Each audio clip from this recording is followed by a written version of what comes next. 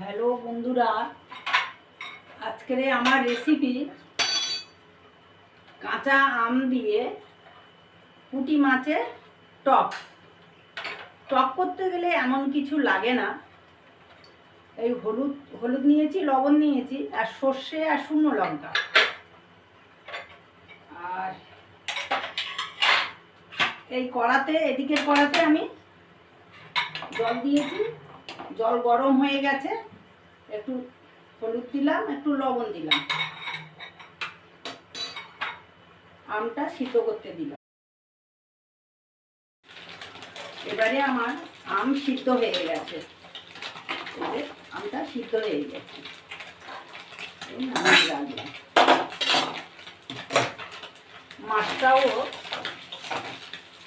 ভাজা হয়ে গেছে।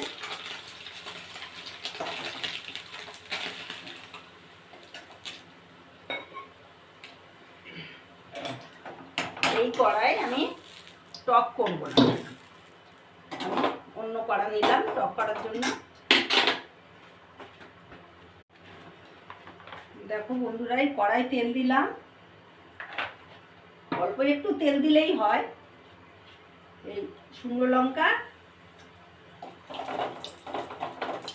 ভেজে দিলাম, আর সরিষা দিলাম। এবারে এই হলুদ আর লবণ যেটুকু ছিল ও দুটোই দিয়ে এই একটু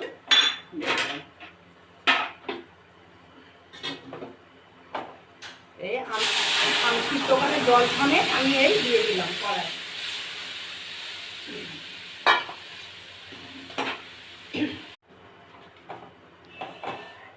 ঝোলটা ফুটছে, এইবারে এই পুঁটি মাছগুলো, ভাজা পুঁটি মাছগুলো সব দিয়ে দিলাম।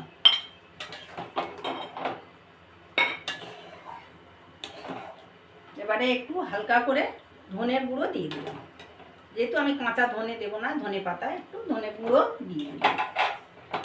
এবার লবণ চেক করে নামিয়ে নিতে হবে।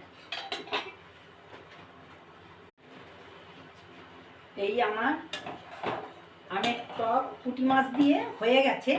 যদি আমার ঘরে কাঁচা লঙ্কা থাকতো তাহলে আমি দিতাম, আমার কাঁচা লঙ্কাটা নেই বলে দিলাম না। আর এই তরকারি রেডি হয়ে গেছে, টকের তরকারি। বন্ধুরা, তোমাদের যদি এই আমার এই আমড়ার টক, এই আম দিয়ে পুঁটি মাছের টক যদি ভালো লাগে, তাহলে ইউটিউব থেকে যদি দেখো তাহলে সাবস্ক্রাইব করে দিও। আর যদি ফেসবুক থেকে দেখো বন্ধুরা,